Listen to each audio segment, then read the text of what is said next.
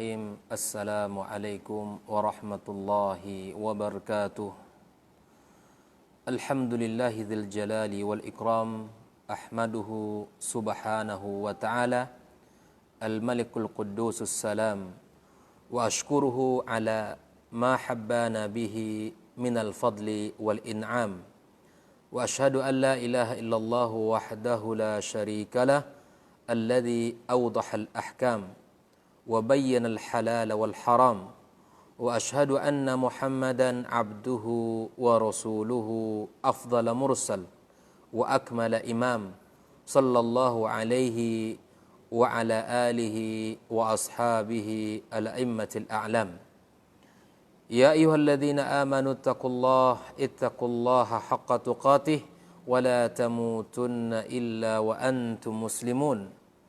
Ya ayyuhalladzina amanu ittaqullaha wa qulu qawlan sadida yuslih lakum a'malakum wa yaghfir lakum dhunubakum wa man yuti'illaha wa rasulahu faqad faza fawzan 'azima. Qala Allah Ta'ala fil Qur'anil Karim, a'udzu billahi as-sami'il 'alim minasy syaithanir rajim.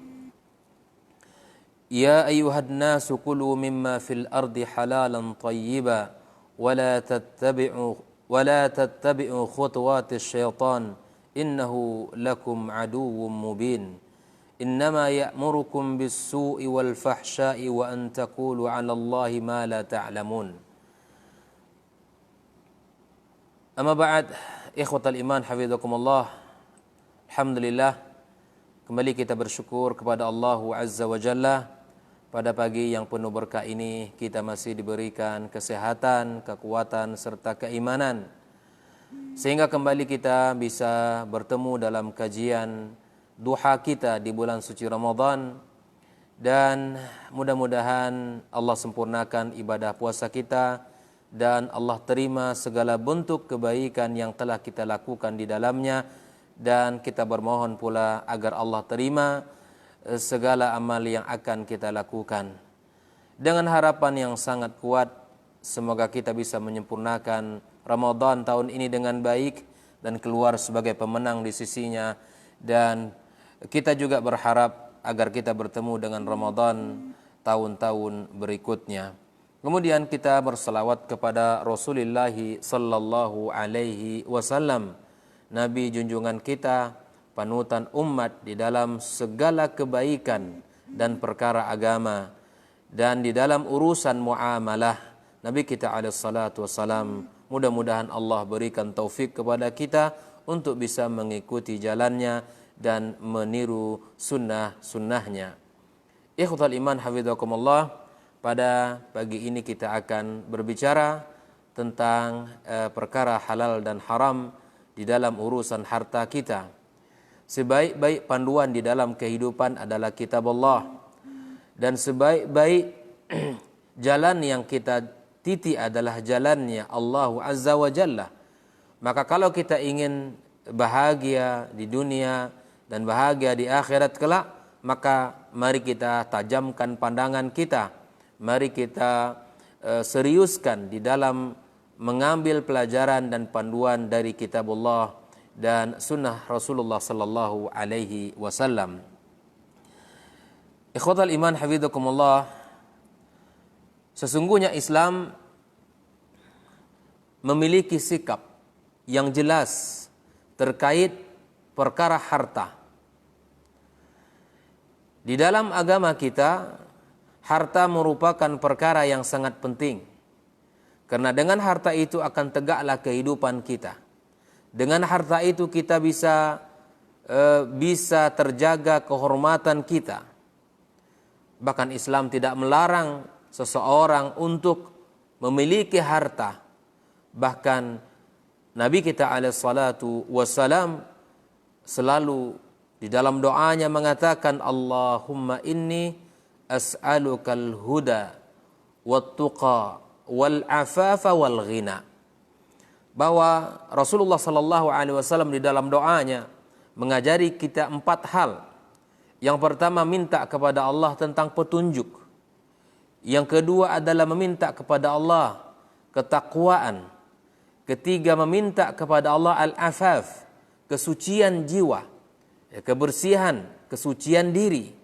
Dan yang keempat adalah meminta kepada Allah tentang kecukupan di dalam kehidupan kita. Di dalam hadis sahih Muslim, bahkan Rasulullah sallallahu alaihi wasallam di setiap pagi dan sore di dalam zikir yang beliau ucapkan di dalam hari-harinya, di antara zikir yang beliau senantiasa lantunkan adalah Allahumma inni a'udzubika minal kufri wal fakri. Ya Allah, aku berlindung kepada Engkau dari kekufuran dan dari kefakiran. Hadis ini bisa dilihat di dalam kitab Al-Adab Al-Mufrad karya Al-Imam Al-Bukhari dan dihasankan oleh Syalbani rahimallahu ta'ala. Maka Islam memiliki pandangan yang jelas bahwa sesungguhnya harta adalah sesuatu yang bernilai.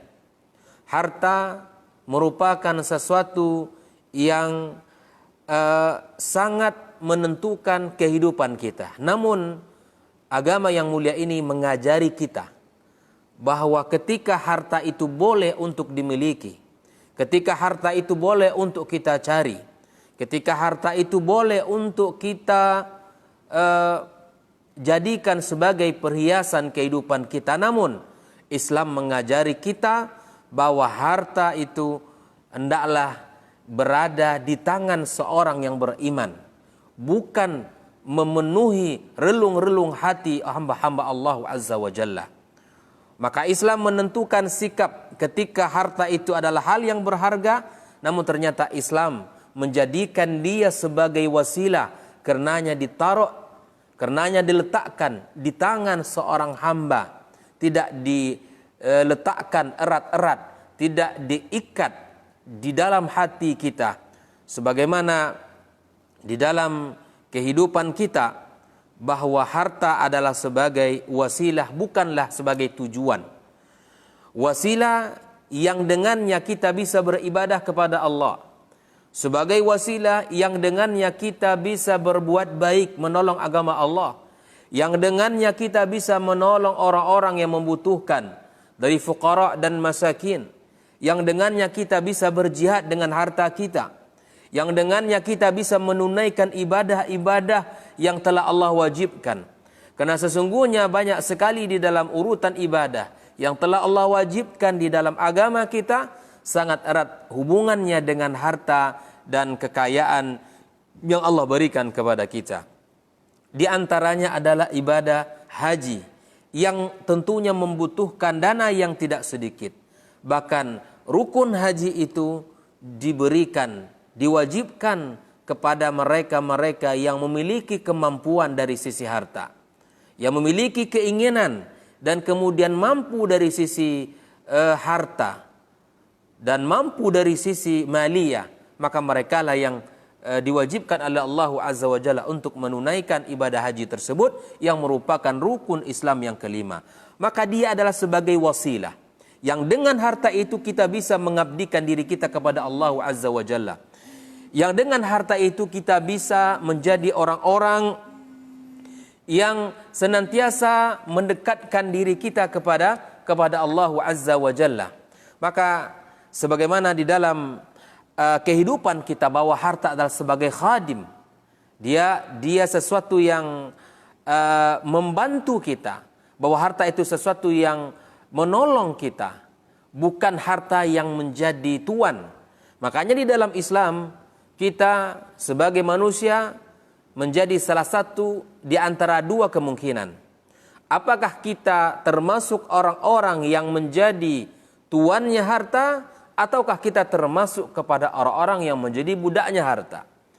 Kalau kita menjadi tuan harta, maka harta itu yang menjadi khadim kita. Dia yang akan melayani kita, yang akan memudahkan urusan kita. Namun ketika harta menjadi tuan, maka kita akan menjadi pembantu dari harta tersebut. Maka disinilah Nabi kita sallallahu alaihi wasallam ketika menyebutkan harta, bahwa harta itu sebaik-baik harta itu adalah harta yang baik yang ada pada tangan orang yang saleh. Qala Nabi sallallahu alaihi wasallam li Amr ibn al-As, ni'mal malu salih lil mar'is salih. Bahwa harta yang baik itu adalah berada pada orang yang baik pula. Ketika harta dipegang oleh orang yang baik, maka dia tahu tujuan daripada harta itu. Dia sebagai wasilah, dia sebagai khadim untuk dirinya, bukan dia yang menjadi budak daripada harta. Lalu kemudian ada orang-orang yang menjadi budak dari harta, sebagaimana Nabi sallallahu alaihi wasallam sebutkan, ya, ketika di dalam panduan berharta ini, ya, setelah jauh, ketika kita memiliki harta jauh dari panduan Islam, ketika kita memiliki harta jauh daripada pemahaman yang baik, maka kita akan melihat bahwa akan bertukar, harta akan menjadi tujuan dan bukan menjadi wasilah. Sehingga apa?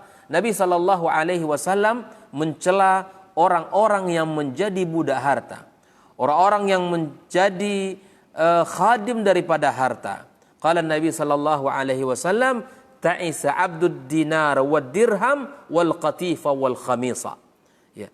Maka celakalah hamba atau budak daripada dinar, budak daripada dirham, ya, budak daripada al-qatifa wal khamisa.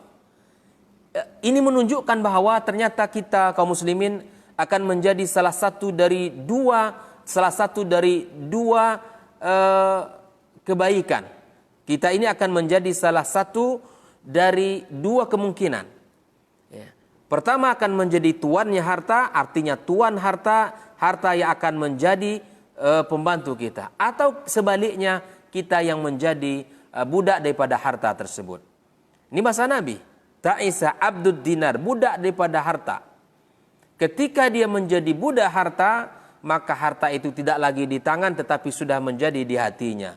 Dan ketika menjadi budak harta, dia tidak bisa lagi menentukan sikap. Baik halal haram itu semuanya menjadi perkara yang ringan. Syariat tidak menjadi panduan. Ketika dia menjadi budak harta, maka salat tidak menjadi hal yang sangat penting. Ibadah-ibadah dalam syariat tidak menjadi ukuran. Maka disitulah dia akan menjadi budak harta. Dia akan menjadi budak yang akan mengabdi kepada tuannya.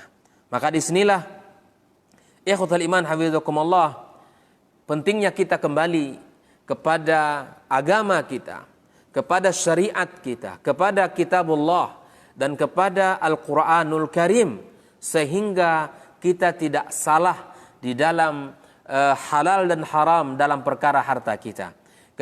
Dan kita tidak salah di dalam bagaimana mencari rezeki dan bagaimana cara membelanjakannya dan bagaimana cara menolong agama Allah dengan harta itu. Ikhwatul iman hafizakumullah, ada sebuah ungkapan yang menarik bahwa di dalam memiliki harta ini diharapkan kita semuanya, sebelum kita memiliki harta, sebelum kita termasuk orang-orang yang dititipi Allah amanah harta, maka hendaknya bagi setiap kita, dari setiap insan, dari setiap manusia, memiliki ilmu, memiliki pemahaman yang benar bagaimana konsep harta di dalam Islam. Harta di dalam Al-Quranul Karim disebut dengan al-mal, dan ini terulang sebanyak 86 kali, baik bersifat mufrad ataupun jama'. Bersifat mufrad artinya bahwa memang Allah sebutkan bahwa harta, al-mal wal banuna zinatul hayatid dunya, bahwa harta dan anak adalah perhiasan dunia, kata Allah Azza wa Jalla. Di dalam ayat lain Allah sebutkan berbentuk jamaknya, ya ayyuhalladzina amanu la tulhikum amwalukum wala auladukum an zikrillah. Wahai orang-orang yang beriman, jangan hancurkan diri kalian, jangan binasakan diri kalian, jangan binasakan diri kalian oleh harta kalian dan anak-anak kalian. Ini sebuah peringatan dari Allah Azza wa Jalla bahwa ternyata harta dan anak adalah akan menggiring kita kepada kehancuran jika kita tidak memiliki ilmu, jika kita tidak memiliki pemahaman, jika kita tidak memiliki panduan di dalam memiliki anak, di dalam memiliki harta tersebut. Allah sudah sebutkan di dalam banyak ayatnya. Maka al-mal juga dengan sebutan-sebutan seperti khair, di bahasa lainnya adalah disebut oleh Allah adalah khair, juga merupakan harta di dalam Al-Quranul Karim. Ini merupakan sinonim-sinonimnya. Sebagaimana Allah katakan di dalam banyak ayatnya, ya. Maka kemudian harta, kalau kita lihat di dalam Al-Quranul Karim, ya, maka kemudian dia akan memiliki banyak istilah. Ikhwatul iman hafizakumullah, mencintai harta adalah perkara fitrah. Mencintai harta adalah perkara fitrah yang Allah berikan pada jiwa setiap manusia. Sebagaimana Allah terangkan di dalam Al-Quranul Karim, wa tuhibbunal mala hubban jamma. Kalian mencintai harta dengan sebanyak-banyaknya. Kemudian Allah katakan pula, wa innahu lihubbil khairi la syadid. Sesungguhnya dia mencintai al-khair di sini adalah maknanya harta. La syadid, sesungguhnya dia mencintai harta itu sungguh luar biasa. Sungguh sangat mencintai harta. Ini sifat daripada manusia. Dan kita tidak salahkan, karena memang mencintai harta adalah fitrah manusia. Allah juga katakan di dalam surat Ali Imran, Zuyyina linnasi hubbus syahawati minan nisa'i wal banina wal qanatiril muqantarah من الذهب والفضة والخيل المسومة والأنعام والحرث ذلك متاع الحياة الدنيا والله عنده حسن المآب. Di dalam ayat ini Allah sebutkan bahwa Allah jadikan indah pada diri manusia. Apa yang Allah jadikan indah? Hubbus syahwat minan nisa, mencintai wanita. Wal banin, mencintai anak-anak. Wal qanatiril muqantarah, dan mencintai harta. Berupa emas, berupa perak, berupa kuda, ya, kendaraan, hewan ternak, perkebunan, ya. Semua itu kata Allah, zalika mata'ul hayatid dunya. Itu semua adalah kenikmatan dunia. Ternyata orang hidup ini mencari ini saja.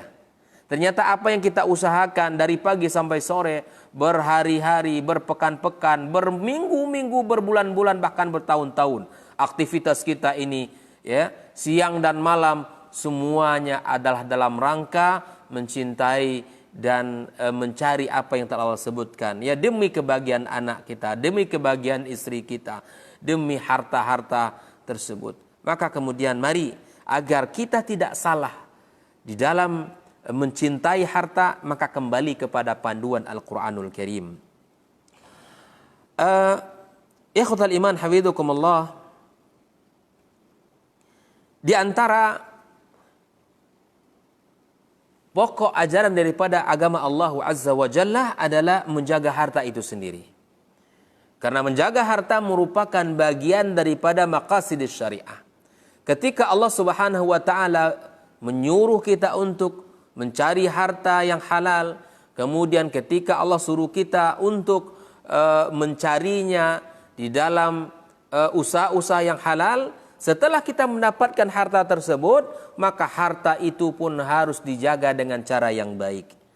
Dan begitu juga sebaliknya, ketika harta itu dimiliki oleh seseorang, maka tidak boleh orang lain untuk menganiaya atau menghancurkan, membinasakan harta yang dimiliki orang tersebut. Karena Islam datang untuk tujuan menjaga kehormatan jiwa, Islam datang menjaga kehormatan harta, Islam datang menjaga agama, Islam datang menjaga keturunan. Maka semua itu dalam kerangka agama Allah Subhanahu wa taala. Makanya di sini disebutkan bahwa kita tidak boleh untuk makan dengan makanan, dengan makan harta-harta orang, makan harta dengan cara yang batil. Karena memang tujuan syariat adalah menjaga harta itu. Kita tidak boleh memakan makanan yang didapati secara batil. Ya, sebagaimana firman Allah Subhanahu wa taala, "Wala ta'kulu amwalakum bainakum bil batil." Ya, jangan kalian makan harta kalian di antara kalian dengan cara yang batil. Karena Allah suruh kita untuk menjaga harta tersebut. Harta tidak boleh didapat dengan cara yang batil dan tidak boleh kalian makan dari sumber yang batil. Makanya kemudian Allah haramkan riba. Karenanya Allah haramkan riba karena riba merupakan perkara yang sangat dibenci Allah Azza wa Jalla. Alladzina ya'kuluna riba la yaqumuna illa kama yaqumul ladzi yatakhabbatu syaitanu minal mas. Ya. Kemudian Allah Azza wa Jalla menyebutkan dzalika bi annahum qalu innamal bai'u mithlu riba wa halallahu al-bai'a wa harrama riba. Dia orang-orang yang memakan riba nanti di hari kiamat tidaklah berdiri kecuali seperti orang yang mabuk. Maka sesungguhnya para pelaku riba, sesungguhnya orang-orang yang memakan riba, yang bergelimang dengan riba, dia berada dalam konsep at-takhabbutus syaitan minal mas. Yaitu seperti syaitan mabuk. Makanya tidak heran kalau orang-orang yang hidup dengan riba, dia tidak akan pernah puas. Harta yang Allah berikan tidak akan berkah. Harta yang Allah berikan tidak akan melahirkan kebaikan. Karena seperti orang mabuk. Orang mabuk tidak sadarkan diri. Orang mabuk tidak tahu diri. Dia kira adalah berada dalam posisi baik. Tetapi sesungguhnya berada dalam kehancuran dan kehinaan. Orang-orang yang berada di dalam lingkaran riba. Di dalam naungan riba. Maka kemudian dia seperti syaitan yang mabuk. Yang tidak bisa bangkit. Dan itu akibatnya apa? Ucapan mereka yang mengatakan sesungguhnya jual beli itu seperti riba. Ya, seperti riba. Sedangkan Allah halalkan riba dan Allah halalkan jual beli dan Allah haramkan riba. Jangan dicampur aduk perkara yang halal dengan yang haram. Jangan dicampur aduk sesuatu yang telah Allah halalkan kemudian kita katakan dia halal. Sesuatu yang Allah haramkan kita katakan halal dan sebaliknya. Sesungguhnya perkara halal dan haram itu hak Allah Azza wa Jalla. Kita akan baca ayatnya nanti, dasar penghalalan dan pengharaman di dalam mencari rezeki. Bagaimana Allah Azza wa Jalla menyuruh kita untuk memakan sesuatu yang halal, memakan sesuatu yang tayyib. Allah haramkan sesuatu yang haram dan sesuatu yang menjijikkan. Makanya karena Islam datang menjaga harta, Allah haramkan kita di dalam kehidupan ini mendapatkan harta dengan cara mencuri. Karena Islam datang menjaga harta, maka harta tidak boleh dimakan dengan cara yang batil. Harta tidak boleh didapat dengan cara riba. Harta tidak boleh didapat dengan cara mencuri. Allah tabaraka wa taala katakan was-sariqu was-sariqatu faqta'u aydiyahuma jazaa'an bima kasaba nakalan minallah wallahu azizun hakim. Laki-laki yang mencuri dan perempuan yang mencuri faqta'u, maka potonglah. Apa yang dipotong? Aydiyahuma, tangan mereka, jazaa'an bima kasaba, sebagai bentuk balasan dari apa yang mereka kerjakan, nakalan minallah wallahu azizun hakim. Karena Islam datang menjaga harta, maka harta tidak boleh kita ambil dari harta anak yatim lalu kemudian kita makan untuk diri kita. Tidak boleh. Makanya Allah katakan keharaman memakan harta anak yatim dengan secara zalim. Innal ladzina ya'kuluna amwalal yatama zulman innama ya'kuluna fi butunihim nara. Sesungguhnya orang-orang yang memakan harta anak yatim secara zalim, dengan cara zalim, maka sesungguhnya dia telah memakan api di dalam perutnya. Dia telah memasukkan api itu ke dalam perutnya. Wa sayaslawna sa'ira, dan dia akan berada masuk kepada api yang menyala-nyala di hari kiamat kelak. Kemudian karena Islam datang dalam perkara menjaga harta, maka kita tidak boleh curang di dalam timbangan dan takaran kita. Allah Subhanahu wa taala katakan, wa ya qaumi auful mikyala wal mizana bil qisti wa la tabkhasun nasa asya'ahum wa la ta'thaw fil ardi mufsidin. Ya, wahai kaumku. Ya, disebutkan di sini dalam surat Hud, Ya, cukupkanlah timbangan dan takaran kalian dengan cara yang adil. Ini para pedagang berhati-hati. Ya, timbangan dan takaran itu harus dipenuhi, dan janganlah kurangi hak orang sedikit pun, dan jangan dibuat orang rugi dengan timbangan kita, dan janganlah kamu berjalan di muka bumi ini dengan membuat kerusakan. Karena Islam datang menjaga harta, Allah haramkan al-israfu wa tabzir, ya, sikap mubazir, ya, dan berlebih-lebihan di dalam harta. Makanya Allah katakan wa kulu washrabu wa la tusrifu innahu la yuhibbul musrifin. Makan dan minumlah kalian, kata Allah, jangan berlebih-lebihan. Sesungguhnya Allah tidak menyukai orang-orang yang berlebih-lebihan. Maka inilah dalil-dalil Al-Quran bahwa sesungguhnya Islam datang untuk menjaga harta. Islam datang untuk memperbaiki harta kita. Maka itu dia syariatkan bagi setiap muslim, ya, membela diri, membela hartanya, ya, membela diri dan hartanya. Bahkan orang-orang yang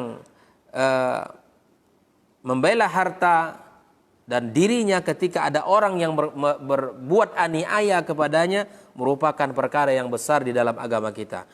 Abu Hurairah menceritakan bahwa Rasulullah sallallahu alaihi wasallam berkata, ja'a rajulun ila Rasulillah sallallahu alaihi wasallam faqala ya Rasulullah ara'aita in ja'a rajulun yuridu akhdha mali qala. Coba lihat bagaimana Islam memberikan penjagaan terhadap harta seseorang. Ketika ada seseorang yang bertanya kepada Rasul sallallahu alaihi wasallam mengatakan, wahai Rasulullah, jika ada orang yang datang kepada saya ingin mengambil harta saya, ingin merampas harta saya, ya, faqala fala tu'tihi malak, jangan kamu beri. Qala arata in qatalani, bagaimana menurutmu wahai Rasulullah kalau dia membunuhku? Kalau aku tidak beri dia maka dia akan membunuhku. Qala qatilhu, perangi pula dia, kata Nabi. Artinya di sini Nabi menyuruh kita untuk membela diri, membela harta kita. Islam sangat memuliakan harta yang dimiliki oleh seseorang. Qala araita in qatalani qala fa anta syahid. Jika aku lawan dia ya Rasulullah, kemudian aku terbunuh ketika aku membela diri dan hartaku, maka kata Rasulullah sallallahu alaihi wasallam fa anta syahid, kamu mendapatkan syahadah, mendapat kedudukan syahid di Allah Subhanahu wa taala. Qala araita in qataltuhu qala huwa finnar. Maka bagaimana pula ya Rasulullah kalau seandainya dia terbunuh dan aku selamat? Maka kemudian Nabi mengatakan huwa finnar, dia yang kamu bunuh itu, yang datang merampas harta kamu itu di dalam neraka Allah Azza wa Jalla. Hadis riwayat Imam Muslim. Maka di sini kita lihat bahwa Islam memiliki protek yang sangat besar, yang sangat kuat di dalam penjagaan harta tersebut. Ikhwal iman hafizakumullah. Kalau kita lihat di dalam ayat-ayat Al-Quranul Karim, maka kemudian kita akan mendapatkan pemahaman-pemahaman jahiliyah, pemahaman-pemahaman yang salah, yang Allah kisahkan di dalam Al-Quran. Tidak hanya pemahaman yang benar, tetapi Allah juga sebutkan ada sekelompok orang yang salah di dalam memahami harta. Ada sekelompok manusia yang salah di dalam memberikan kecintaan diri kepada harta. Di mereka ini adalah orang-orang yang mereka salah di dalam menentukan sikap kepada harta. Kita akan lihat beberapa ayat Al-Quranul Karim seperti mana Allah sampaikan ya di dalam kehidupan orang-orang jahiliyah dulu, ya, bahwa dunia, bahwa harta ya adalah perkara yang sangat menjadi cita-cita besar mereka, yang menjadi tujuan hidup mereka. Bahkan mereka mengingkari kehidupan setelah kematian. Wa qalu ma hiya illa hayatuna ad-dunya namutu wa nahya wa ma yuhlikuna illa ad-dahr. Mereka mengatakan bahwa kehidupan kami adalah kehidupan dunia ini. Inilah kehidupan kita. Mereka mengingkari akan ada kehidupan akhirat. Kita mati dan kita hidup. Ya, wa ma yuhlikuna illa ad-dahr wa ma lahum bidzalika min ilm in hum illa yadhunnun. Dan semua itu adalah prasangka mereka. Mereka yang mereka ucapkan adalah perkara yang mereka tidak mengetahui ilmunya. Maka ini perkara konsep harta yang salah, bahwa sesungguhnya mereka hanya memahami apa yang didapat di dunia ini akan berakhir di dunia saja, tidak akan ada perkara yang lain di akhirat kelak. Tidak, Islam mengajari kita berbeda dengan pemahaman jahiliyah ini. Kita lihat yang lain, bagaimana kecintaan mereka terhadap harta, ya, terhadap anak, sampai mereka masuk ke dalam kuburan. Allah Ta'ala katakan, alhaakumut takatsur, bermegah-megahan ya, kalian, ya, hatta zurtumul maqabir, ya, sampai kalian menziarahi kubur. Maksudnya sampai kalian mendatangi kubur, sampai kalian meninggal dunia dan masuk ke dalam kubur. Di sini Allah menggunakan kata zur, ziarah. Ya, ke kuburan kita tidak selalu. Dan itu terkadang saja jika ada yang meninggal kita datang mengantarkannya, atau ketika kita ada waktu mengunjungi kuburan daripada saudara orang tua kita yang sudah meninggal dunia. Ini menunjukkan bahwa disitulah saat puncak seseorang berhenti daripada bermegah-megahan, bersenang-senang dengan dunia. Ikhwatal iman hafizakumullah. Di dalam kehidupan kita, hiduplah semau kita. Tapi ingat, kita akan meninggal dunia. Hiduplah semau kita, tapi ingat, kita akan berakhir dari kehidupan kita di sini. Seluruh harta yang Anda kumpulkan di dunia ini, semuanya akan Anda tinggalkan.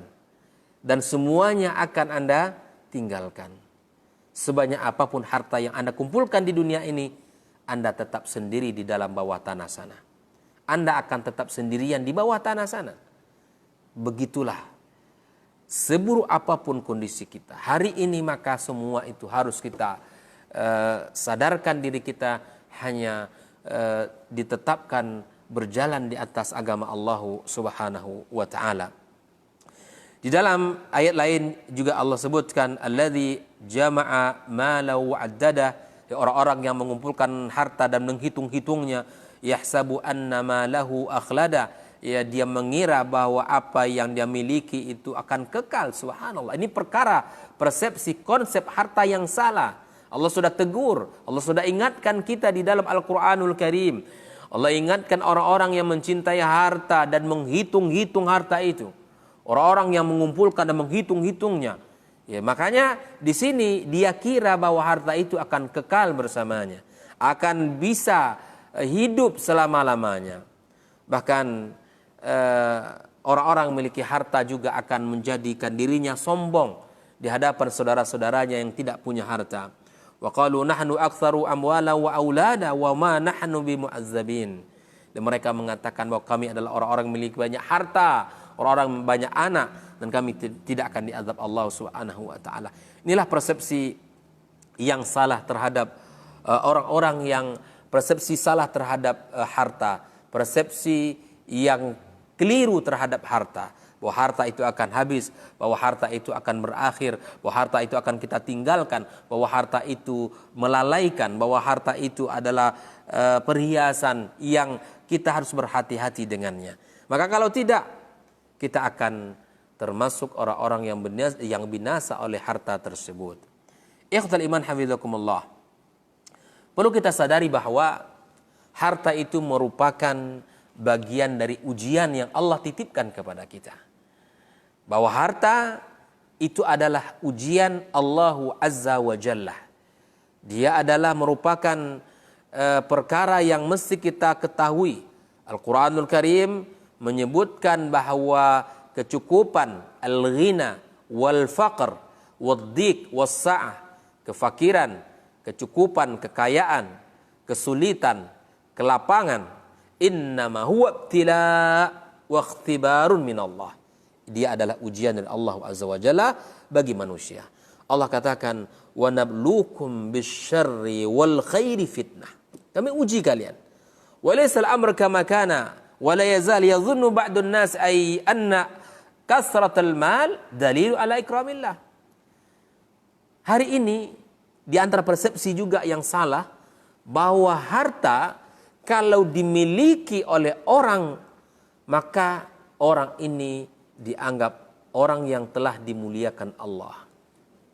Ini persepsi yang salah dalam harta. Ketika harta itu dimiliki oleh orang, maka dia akan dipandang orang yang dimuliakan Allah, orang yang dicintai Allah, orang yang dikasihi Allah.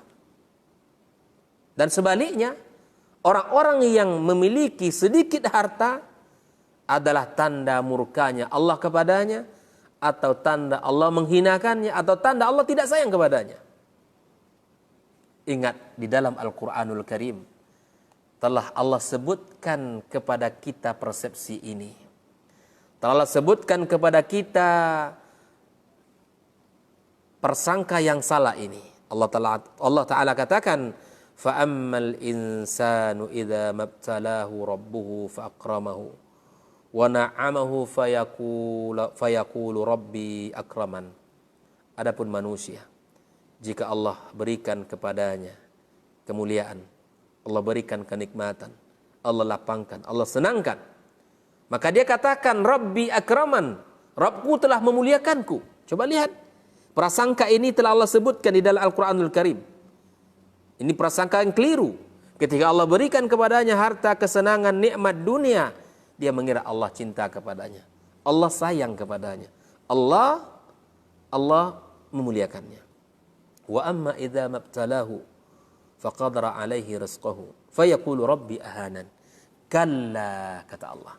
Adapun ketika Allah berikan kepadanya kesulitan, kesempitan dari sisi harta, maka kemudian dia mengatakan Rabbi ahanan.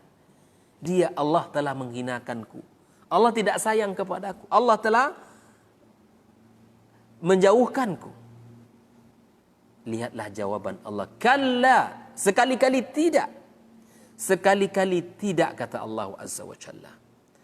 Maka berarti prasangka yang seperti ini prasangka yang keliru. Ketika Allah berikan harta kepada seseorang, tidaklah jaminan Allah mencintainya. Dan ketika Allah berikan sedikit harta kepada seseorang, tidaklah sebagai tanda Allah menghinakannya. Dari mana kita tahu? Kalla. Jawaban dari Allah Azza wa Jalla. Artinya apa? Kalla laisal amr kama taz'am.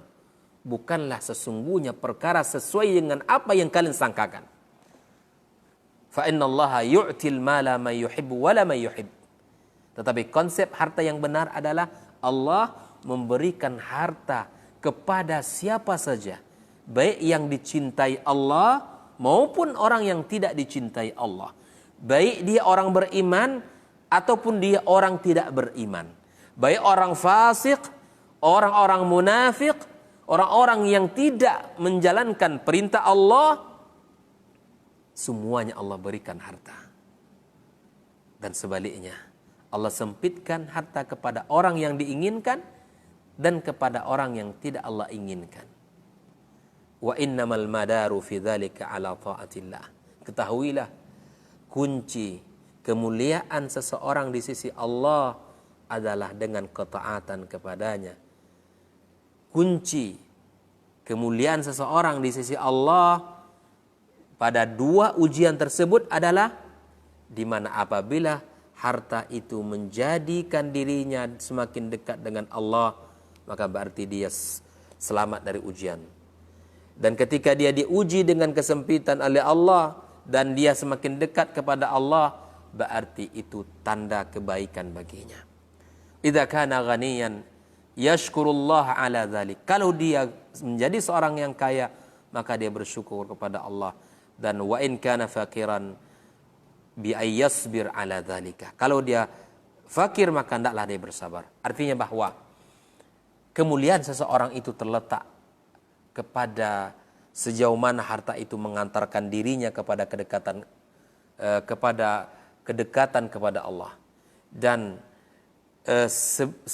sebaliknya, keburukan seseorang pada harta apabila hartanya banyak tetapi harta itu menjauhkan dirinya kepada daripada Allah Azza wa Jalla. Maka ini harus kita pahami.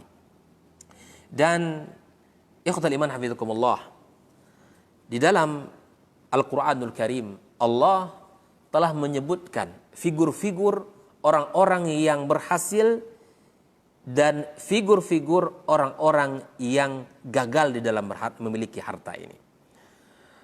Allah Azza wa Jalla memerintahkan kita untuk bersyukur atas nikmat Allah Azza wa Jalla. Washkuru lillahi in kuntum iyyahu ta'budun. Itu yang pertama. Bahwa kita hendaklah bersyukur atas nikmat Allah. Hendaklah kita bersyukur kepada Allah Azza wa Jalla jika kita seandainya menyembahnya. Bahkan di dalam ayat lain Allah katakan, washkuru ni'matallahi in kuntum iyyahu ta'budun. Washkuru, bersyukurlah kalian nikmat Allah atas nikmat Allah in kuntum, jika kalian iyyahu ta'budun, menyembahnya, menyembah Allah Azza wa Jalla. Wal malu min ajalli ni'amillahi ta'ala al-insan. Bahwa harta merupakan nikmat Allah Azza wa Jalla yang paling mulia, yang paling berharga kepada manusia. Maka bersyukur kepada nikmat tersebut tidak hanya dengan ucapan, tetapi rasa syukur kita itu harus ditunjukkan dengan amal nyata dalam kehidupan kita. Sebagaimana Allah kisahkan tentang figur keluarga Daud alaihi salam yang bersyukur atas nikmat Allah yang Allah berikan kepada mereka. Maka Allah katakan, i'malu ala Dawud syukra wa qalilun min ibadiyas syakur. Ya, i'malu ala Dawud syukra. Ini menunjukkan betapa keluarga Daud ini adalah termasuk orang-orang yang pandai bersyukur atas nikmat Allah yang ditunjukkan dengan amal. Wa qalilun min ibadiyas syakur, dan sangat sedikit dari hamba-hambaku yang bersyukur kepada Allah Azza wa Jalla. Wa dha syukrul amal, inilah syukur amali. Syukur yang dalam bentuk amal, ya, yang setelah kita mengakui atas nikmat tersebut, ya, kemudian kita keluarkan orang-orang yang berhak menerima dari harta yang Allah titipkan kepada kita, ya, kemudian kita berikan kepada mereka, orang-orang yang membutuhkan, dan kita belanjakan harta itu dalam segala bentuk kebaikan-kebaikan yang dicintai Allah Subhanahu wa taala. Bahkan Nabi sallallahu alaihi wasallam dan para sahabatnya memberikan kepada kita contoh bagaimana mereka ini ketika memberi. Bagaimana Nabi dan para sahabatnya memberikan kepada kita contoh memberi yang baik. Karena banyak sekali orang sulit untuk memberi karena takut fakir, takut hartanya berkurang, takut tidak cukup lagi dari apa yang dimiliki ini. Maka faqad kana sallallahu alaihi wasallam yu'ti ata'an man la yakhshal faqr. Nabi alaihi salatu wasallam memberi, ya, dengan pemberian yang tidak takut fakir, seperti orang tidak takut fakir. Wa an Ibnu Abbas radhiyallahu taala anhu qala kana Rasulullah sallallahu alaihi wasallam ajwadan nasi bil khair. Nabi itu orang yang paling dermawan dengan kebaikan, dengan jenis-jenis kebaikan. Masya Allah, dia orang yang paling terdepan di dalam kebaikan, ya. Dia orang yang paling terdepan di dalam kebaikan, apapun kebaikan. Dia kalau sudah memberi, maka pemberian itu, ya, pemberian yang tidak orang takut fakir, tidak takut kesulitan hidup, tidak takut dengan kesusahan hidup, tapi betul-betul memberi yang sesuai dengan apa yang disyariatkan oleh agama kita. Wan Jabir bin Abdullah radhiyallahu taala anhu qala ma su'ila Rasulullah sallallahu alaihi wasallam syai'an qat faqala la. Tidak ada satu orang pun yang meminta kepada Nabi sallallahu alaihi wasallam maka Nabi mengatakan tidak. Ini menunjukkan kedermawanan Nabi kita sallallahu alaihi wasallam. Wa qala sallallahu alaihi wasallam law kana li mithlu Uhudin dhahaba la sarrani an la tamurra ala thalath layalin wa indi minhu syai' illa syai'an arsudhu lidainin. Maka kalaulah seandainya saya memiliki emas sebesar Uhud, maka itu tidak aku senangi emas itu berada pada diriku lebih daripada 3 malam. Wa indi minhu syai' illa syai'an ursiduhu lidainin.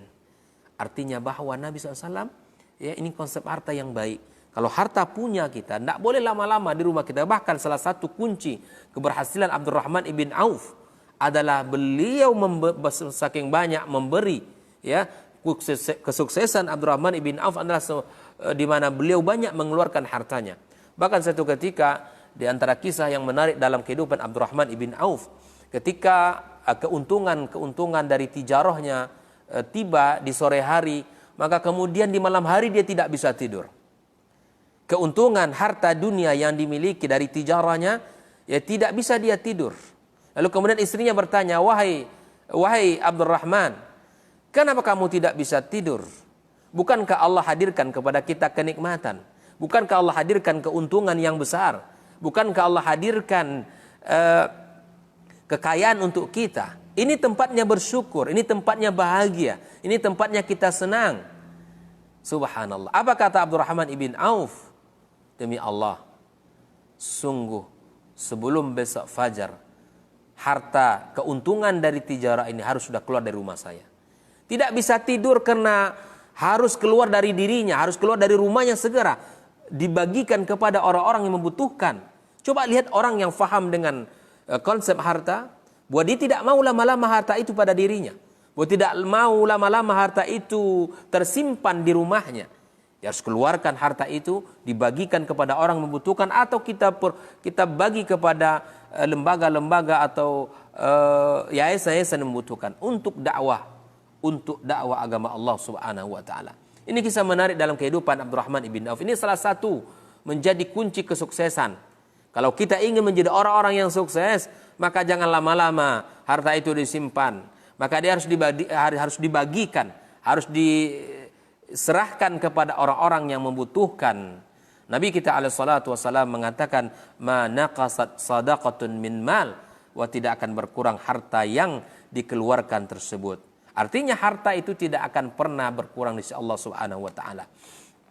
Kita lihat beberapa figur orang-orang yang sukses di dalam mengelola harta mereka, seperti As-Siddiq radhiyallahu taala anhu, ya, radhiyallahu taala anhu, yang datang kepada Nabi sallallahu alaihi wasallam memberikan seluruh hartanya di jalan Allah Subhanahu wa taala. Seperti Umar kisahkan di dalam hadis ini, bahwa Nabi Shallallahu Alaihi Wasallam memerintahkan kami untuk bersedekah, ya. Kemudian di dalam diriku terbesit sebuah pikiran, ya, bahwa hari ini aku akan kalahkan Abu Bakar di dalam berinfak di jalan Allah Azza wa Jalla. Maka kemudian Umar mendatangi Rasulullah dengan separuh hartanya, dan Nabi SAW mengatakan kepada Umar, ya Umar, ma tarakta ma abqaita li ahlik, apa yang kau tinggalkan untuk keluargamu? Qultu mithluhu ya Rasulullah, atau mithlahu ya Rasulullah. Aku tinggalkan separuhnya, seperti apa yang kubawa ini. Wa ata Abu Bakrin, kemudian datang setelah itu Abu Bakar, faqala bikulli ma indahu. Abu Bakar datang dengan seluruh hartanya. Faqala Nabi SAW, ya Abu Bakar, ma abqaita li ahlik, ya apa yang engkau tinggalkan untuk keluargamu? Qala abqaitu lahumullah wa rasuluh. Ya Allah, aku tinggalkan, ya, Allah dan Rasulnya untuk mereka. Faqultu wallahi la usbiquhu ila syai'in abada. Maka aku tak akan sanggup lagi mendahului Umar, mendahului Abu Bakar dalam perkara ini.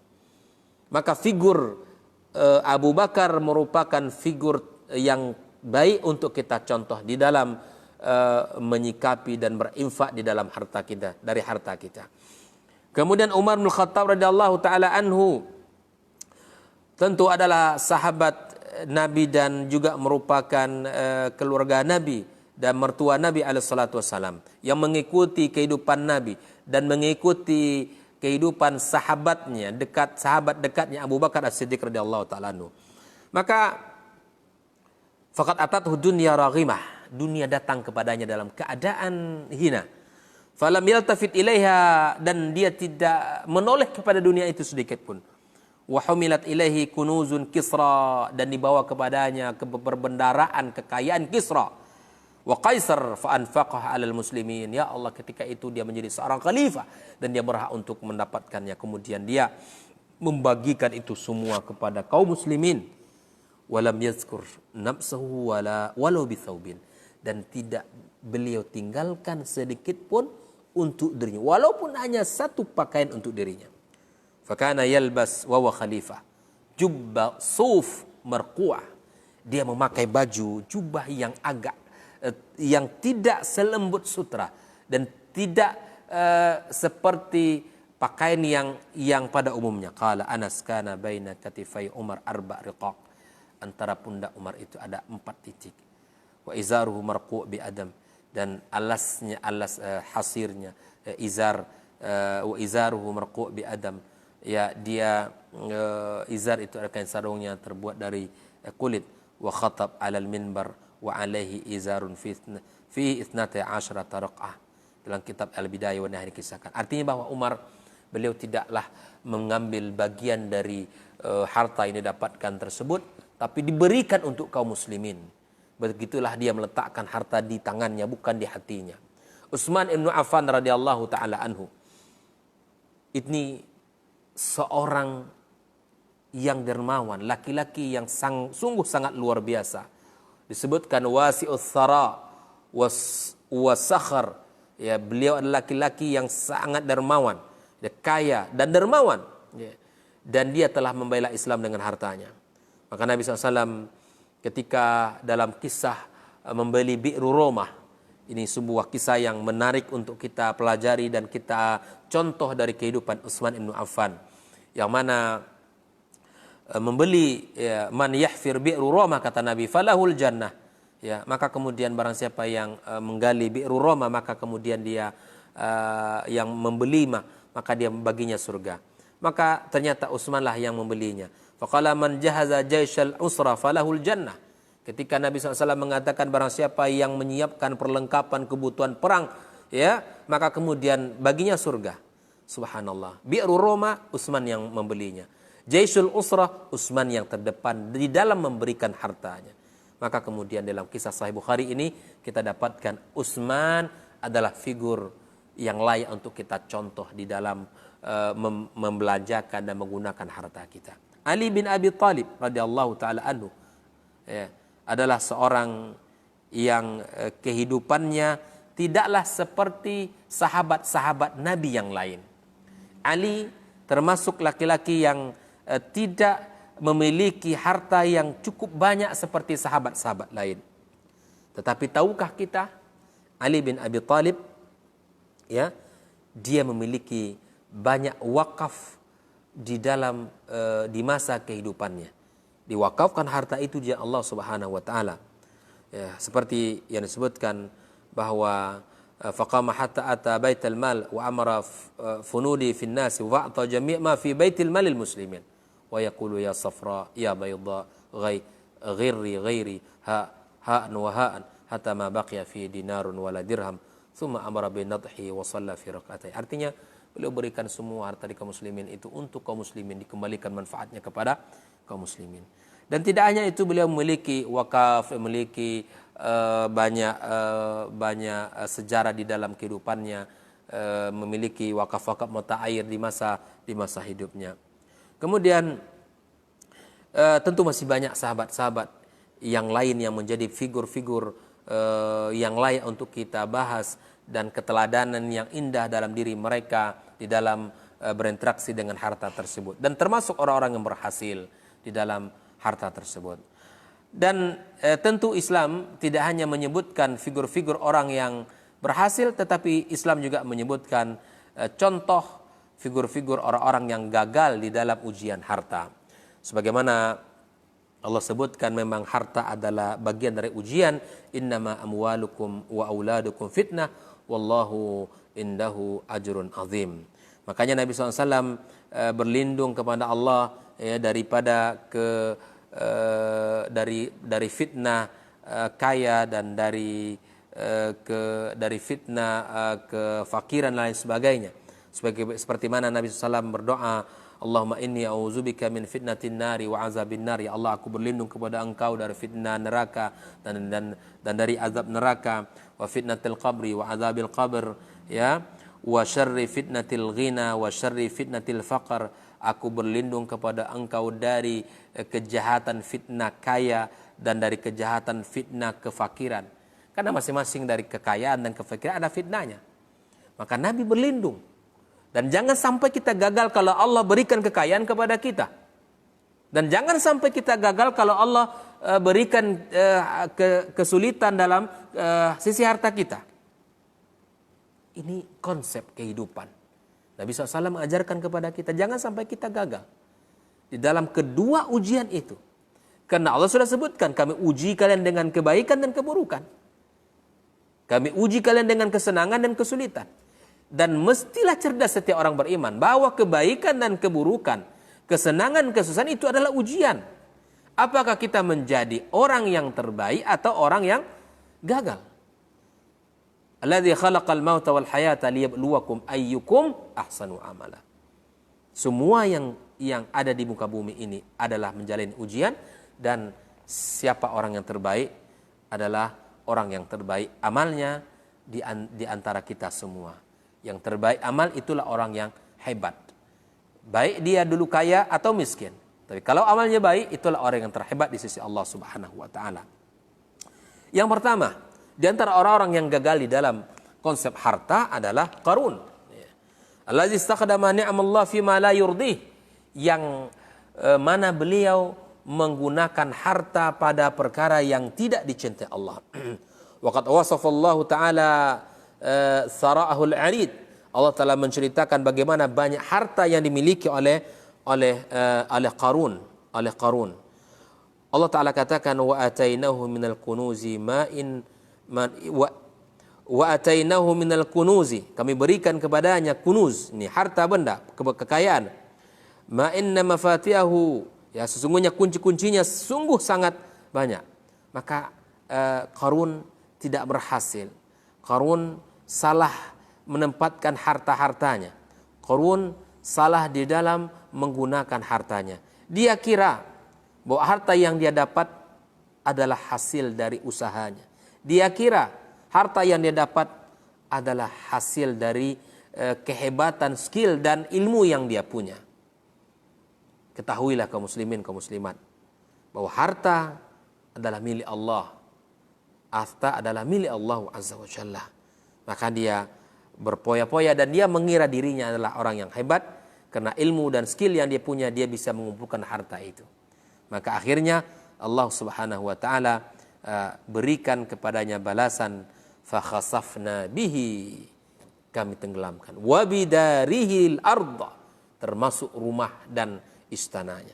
Fama kana lahu min fi'atin yansurunahu min dunillah wa ma kana minal muntasirin. Maka tak ada satupun yang akan bisa menolong dia selain Allah Azza wa Jalla. Maka tidak ada orang yang bisa memberikan pembelaan kepadanya. Inilah figur orang yang gagal di dalam menyikapi harta. Ya.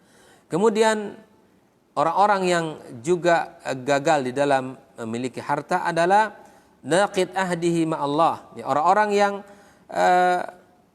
tidak memenuhi janji Allah Azza wa Jalla. Ya, orang-orang munafikin yang Allah berikan kepada mereka janji, ya, kalau seandainya diberikan kekayaan kepadanya, maka dia akan menjadi orang baik, dan sebaliknya kalau Allah berikan kesulitan kepadanya, maka kemudian dia termasuk orang-orang yang ingkar kepada Allah Azza wa Jalla. Ini juga termasuk orang-orang yang gagal.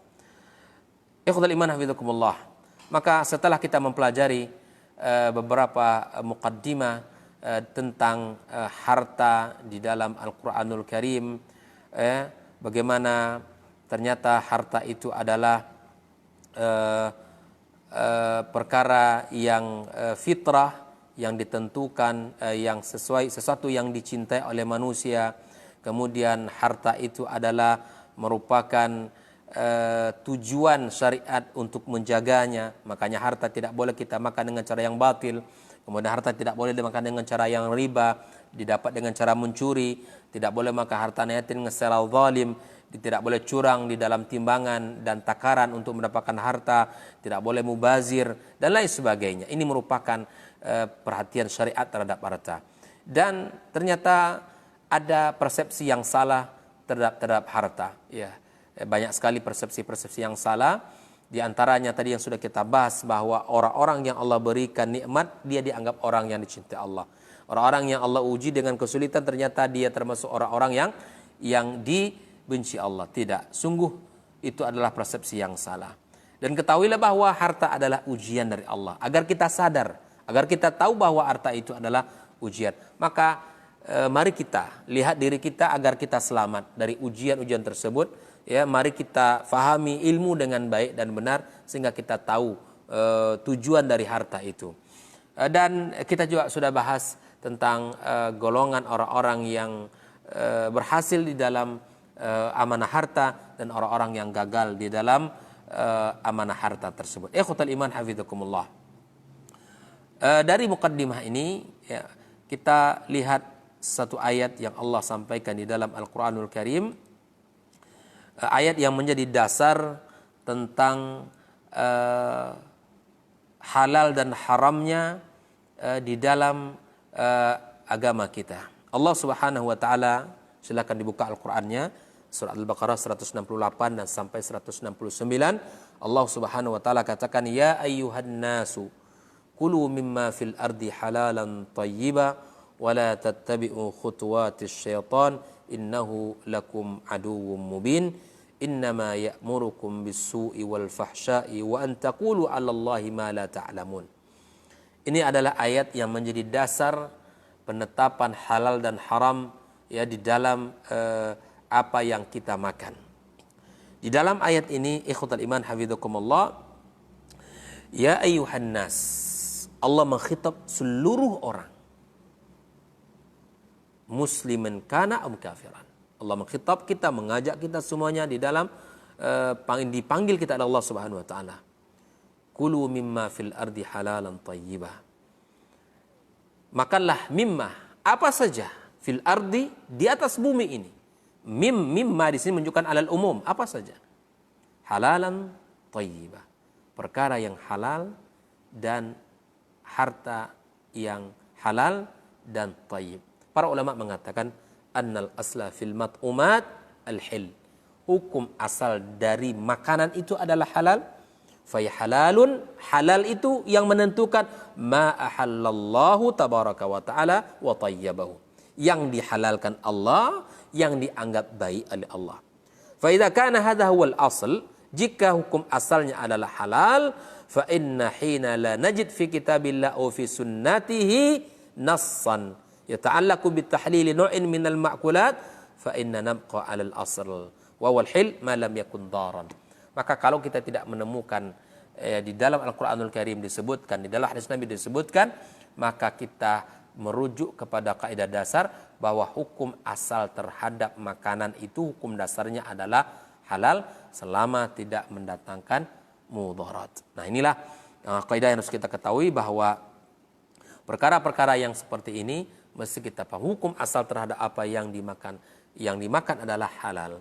Yang dimakan adalah halal. Sebagaimana Allah katakan, ya wahai manusia, makanlah dari apa saja yang ada di muka bumi ini yang halal dan thayyib. Jadi kalau kita di dalam kehidupan kita ini konsep yang kita cari itu dua hal ini. Yang harus kita cari di dalam kehidupan kita adalah halal dan thayyib. Kalau kita pergi belanja, para ibu-ibu yang pergi ke toko, ya, ke supermarket, maka lihat, mungkin dia halal tapi belum tentu thayyib. Yang dicari adalah dua unsur ini, halal dan thayyib. Ya, halal mungkin ada tapi belum tentu thayyib. Ya. Oleh itu, mari kita lihat di antara konsep di dalam mencari makanan adalah dua yang mengandung dua unsur ini, halal dan thayyib.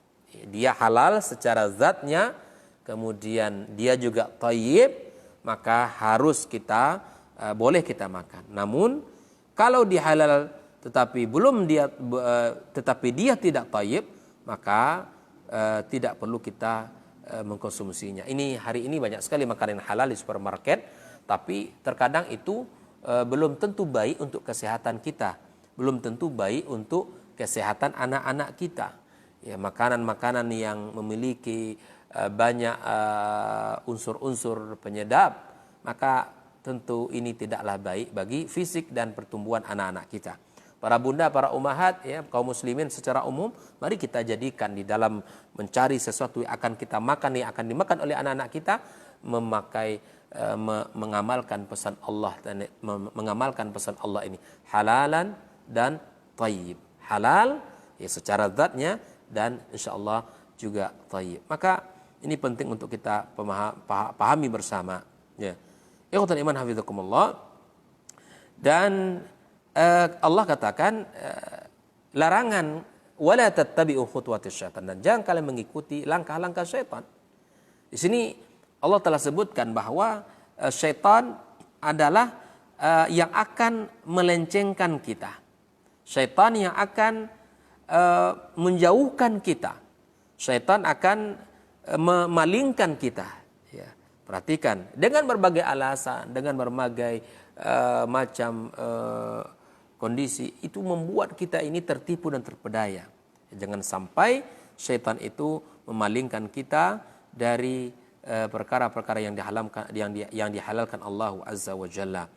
Ya, seperti yang telah banyak Allah sebutkan di dalam Al-Qur'anul Karim, ketika syaitan menggoda seseorang menjadi seorang yang kufur, maka dia nanti dari kiamat kelak akan berkata, inni bari'un minka. Inni bari'un minka, kami akan termasuk orang yang bebas. Kamu bebas. Ya, kama setelah syaitan iz qala lil insani kufur, ketika syaitan berkata kepada manusia kufurlah kamu, maka kufurlah dia. Ketika dia kufur di hari kiamat, dia akan membebaskan diri. Faqala ana bari'un minka, saya termasuk orang yang tidak bertanggung jawab dengan perbuatan kamu. Maka itu ikhwatul iman hafizakumullah, dari ayat ini tentu banyak pelajaran yang bisa kita ambil. Yang pertama adalah kewajiban mencari rezeki halal dan membatasi diri dengan perkara yang halal dan thayyib saja.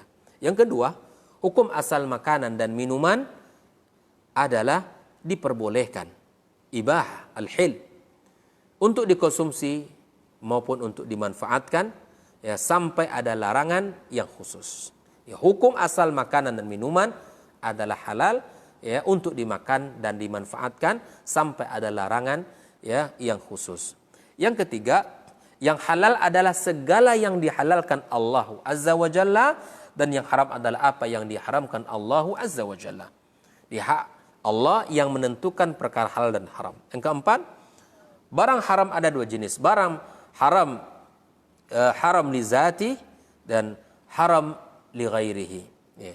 Atau halal juga demikian, halal li zati atau haram halal li ghairihi. Contoh, ya, halal li zati, dia bendanya halal, ya. Contoh makanan seperti buah-buahan, tufah, apel misalnya, dia halal li zati, secara zat dia halal.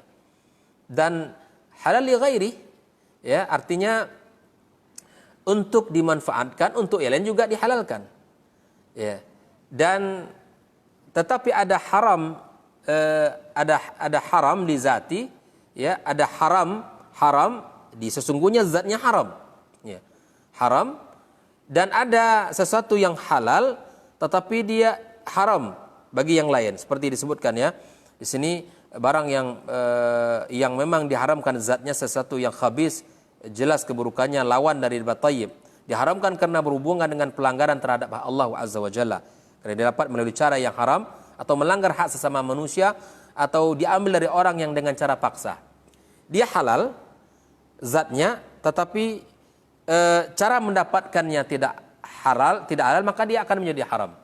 Contoh, apel didapatkan dengan dia zatnya halal, tapi kalau didapat dengan mencuri, maka ini disebut dengan haram li ghairihi, disebut dengan haram li ghairihi. Perkaranya hukum asalnya dia haram, bendanya haram, halal, bendanya halal, tetapi didapat dengan cara yang haram, maka ini menjadi untuk dimakan tidaklah halal, karena perkara cara mendapatnya tidak halal. Yang kelima, wajib menjauhi segala hal yang buruk dan keji yang dibisikkan oleh syaitan. Ini juga menjadi nasihat bagi kita bersama. Di antara pelajaran yang bisa kita ambil dari ayat tadi, kemudian haramnya mengikuti langkah-langkah syaitan yang akan menggiring kita kepada melanggar aturan Allah Azza wa Jalla, berupa keyakinan, perbuatan dan perkataan yang dilarang oleh syariat.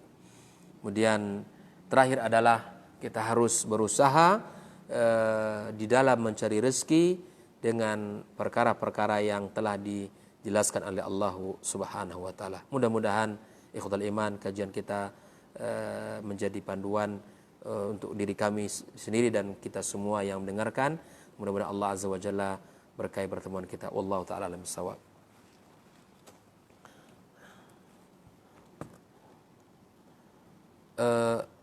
Ada pertanyaan. Assalamualaikum warahmatullahi wabarakatuh Ustaz. Waalaikumsalam.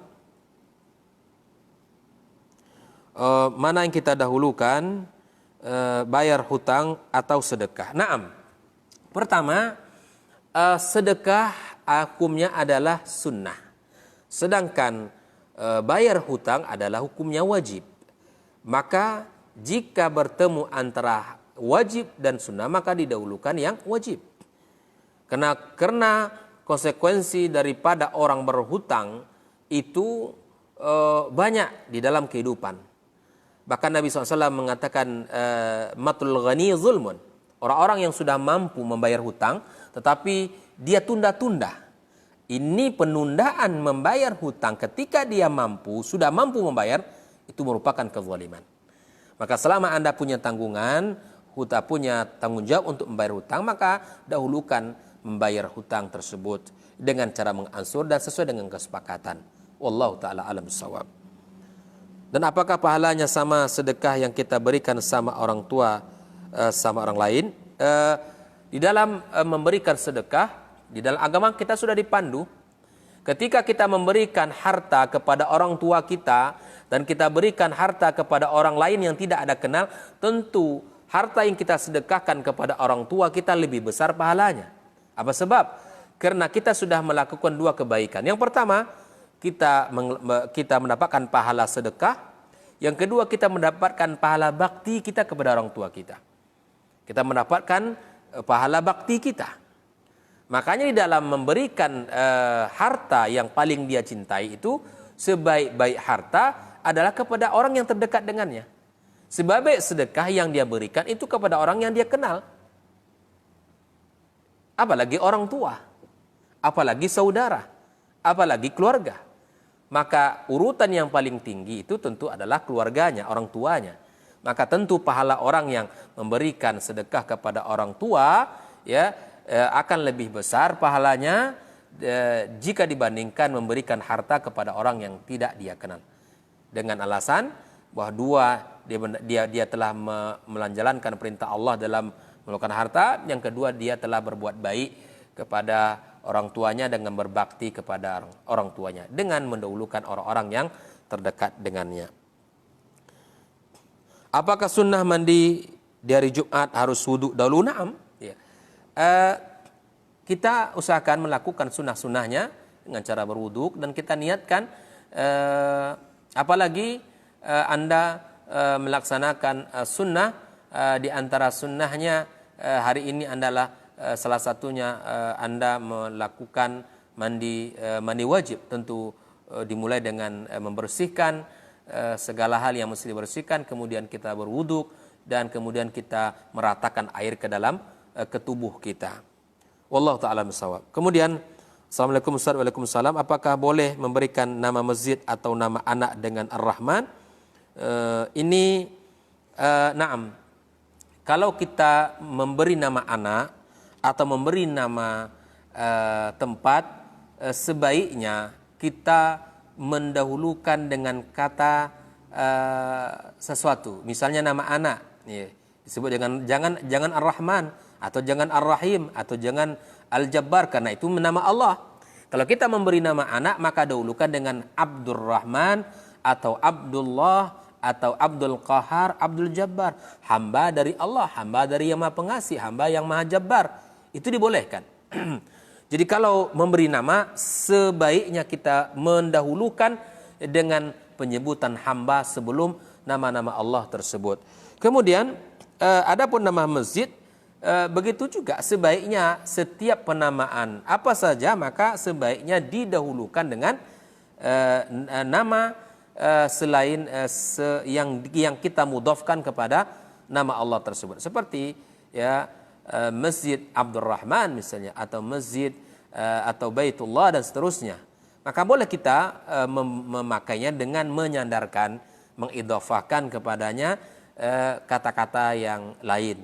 Wallahu taala alam bissawab. Karena itu adalah nama yang Allah pakai, ya, yang hanya milik Allah azza wajalla. Ada pertanyaan berikutnya, apa saja yang dapat membuat kita semangat memurojaah dan kuat dalam menghafal Al-Qur'anul Karim? Pertama adalah mengetahui ilmunya. Mengetahui ilmu tentang orang-orang yang membersamai Al-Qur'anul Karim. Karena ilmu itu akan menjaga dan menyemangati kita. Akhil Karim, maka ketahuilah ilmu tentang Al-Qur'anul Karim. Bahwa di dalam hadis Nabi menyebutkan khairukum man ta'allama al-Qur'ana wa 'allama. Itu sebaik-baik orang yang memiliki, yang belajar dan mengajar adalah orang yang mengajarkan Al-Qur'anul Karim. Kemudian Al-Qur'an was-siyam yashfa'ani lil 'abdi yaumal qiyamah. Bahwa puasa dan Al-Qur'an akan datang dari kiamat memberi syafaat kepadanya. Kemudian di dalam hadis juga disebutkan bahwa malaikat-malaikat Allah yang mulia akan membersamai ahli Al-Quran, ya. Dan masih banyak hadis-hadis lain yang berbicara tentang keutamaan-keutamaan. Itu yang pertama. Kita tahu ilmu sebagai motivasi semangat untuk merajaah dan menghafal serta mempelajari Al-Quran. Yang kedua adalah kita memiliki tujuan yang kita inginkan, sesuatu yang kita ketahui, sesuatu yang kita inginkan dengan tujuan yang jelas, itu akan membuat kita semangat dan akan membuat kita bisa memurojaah dengan teratur. Yang ketiga, hendaknya kita memiliki lingkungan kawan-kawan yang semangat di dalam menjaga dan mempelajari Al-Quranul Karim. Ya. Barangkali itu yang bisa memberikan motivasi kepada kita, dan mudah-mudahan Allah jadikan antum wahai saudaraku min ahlil Quran alladzina ahluhu wa khassatuhu. Semoga Allah golongkan antum dan keluarga antum menjadi ahlul Quran dan menjadi orang-orang yang mengamalkan isi kandungan Al-Qur'anul Karim. Barakallahu fikum. Subhanakallahumma bihamdik asyhadu an la ilaha illa anta astaghfiruka wa atubu ilaik. Wassalamualaikum warahmatullahi wabarakatuh.